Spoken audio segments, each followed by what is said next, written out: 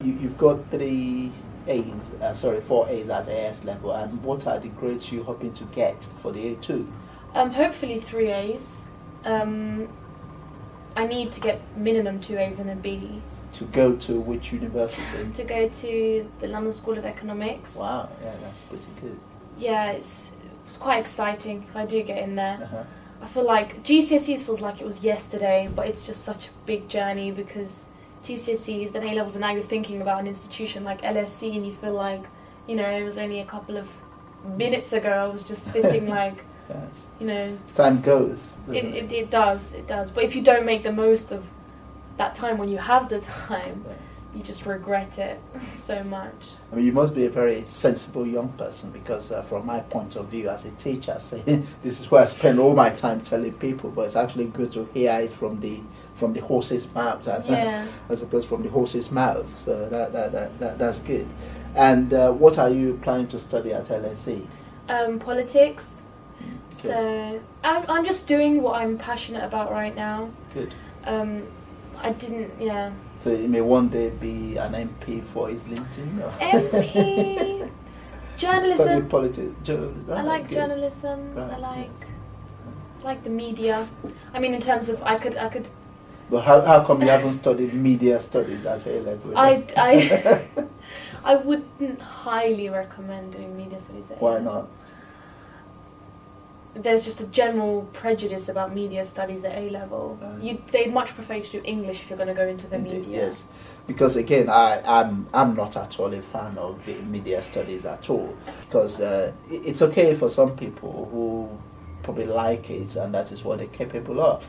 But I've seen people who are very, very intelligent and they do it. Yeah. And the reality is, if you want to apply to top universities, yeah, they don't recognize it. They don't recognize. Actually, Cambridge is one of those universities that I'm sure there are many others who do not recognize it as an A-level. Yeah. It doesn't count as part of your. Yeah. And what amazes me is the number of people who are actually studying media studies as A-level. It's strange because it's such a limited scope. It's just like media studies. It's not like, you know, history or geography. It's just media. I mean, my advice for people who want to go into the media or journalism is, you know, do English, yeah, history, possibly, yeah, and sort of more traditional subjects, yeah, as opposed to English is a very good one. English is a good. A lot of skills I've actually learned from English. But, you know, maths is the most respected A-level and physics, so... Yes, that's right, yes. If you can, you should probably go for science subjects. Yes, if you're able to, because, I mean, the thing with the science subjects is they give you flexibility. But again, people should play to their strengths. Definitely. Certainly, if you have the ability, doing science studies, doing science subjects give you more option. In my own opinion, in terms of usefulness of subject, math is certainly number one, followed by possibly chemistry. Physics is my subject. Physics is my subject, which I studied, but it is a shame that it is very difficult. In many schools, you don't get good teachers to teach it. But again, if you want to study physics at a very high level, what I suggest is just concentrate on maths and further maths. If you happen to go to a school where physics is offered, yes, by no means take it as a third. But yes, it's I love it. It's very good. But yes, in order of preference, what I suggest people do is certainly on the sciences, maths is the most important subject, followed by chemistry.